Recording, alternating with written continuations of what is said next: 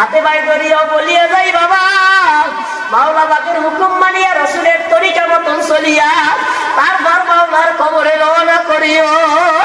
অনেক আল্লাহর বান্দাদেরকে দেখা যায় মাওলার হুকুম মানো না। তুমি কি কবরে যাইবে না?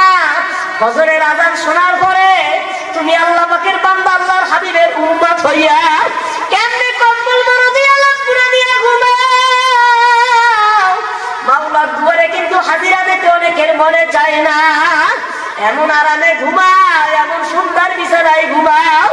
আমার কথা না কোনো মোল্লা মুলিমের কথা না, আল্লাহ এবং আল্লাহ রাসূলের কালাম থেকে শুনাইয়া যায়, হাদিস থেকে শুনাইয়া যায়। বাবা যারা মাওলার হুকুম মানো না, নামাজ কালাম পড়ো না, ফজরের সময় আরামের ঘুমাও নামাজ না পড়িয়া, কাল কিয়ামতের ময়দানে ওই বেনামাজি সুদখোর ঘুষখোর হারামখোর ওই জিনাখোরদেরকে এমন সুন্দর বিছানায় মাওলা শুয়াইবে, জাহান্নামের আগুনের কয়লা দিয়া তোষক বানাইয়া তারপরে নাফরমানকে শোয়াইয়া, আহারে জাহান্নামের আগুনের কয়লা দিয়ে ল্যাপ বানাইয়া ওই ল্যাপ নাফরমানের শরীরের উপর গায়ের উপরে দিয়ে দেবে।